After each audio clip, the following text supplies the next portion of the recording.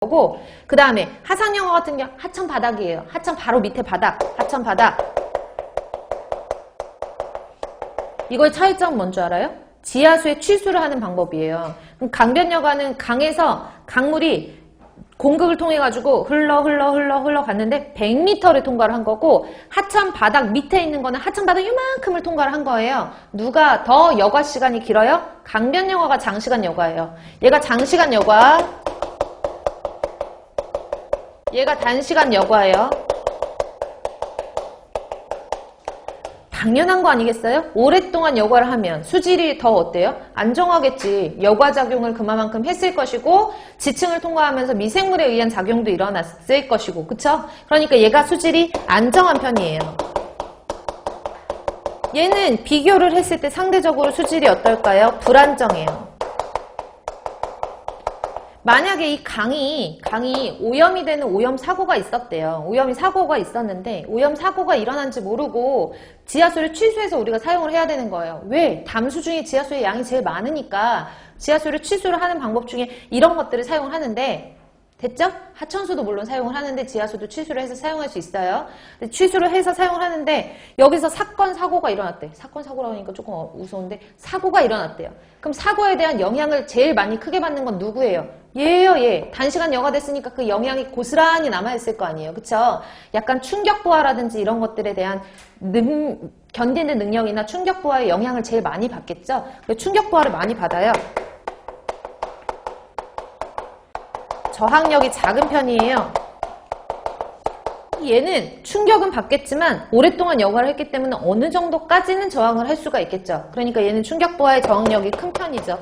상대적인 거니까 누구랑 비교를 하는지에 따라 달라요. 됐나요?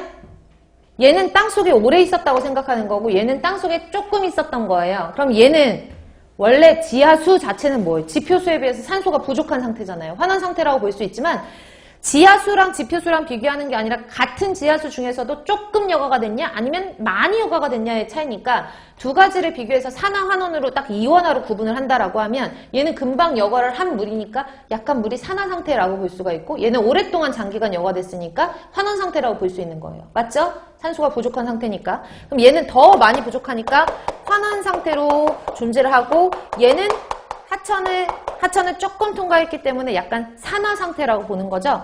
그럼 이 산화 환원이라는 게 어떤 면에서 중요하냐? 지하수의 지층을 통과를 하다 보면 칼슘 같은 것들도 많이 녹아 들어가고 철이나 망간 같은 중금속류들도 들어가요. 그럼 철이나 망간 같은 것들을 말하는데, 철이나 망간이 환원돼서 존재를 하는 거고, 얘는 철이나 망간이 산화돼서 존재를 하는 거예요.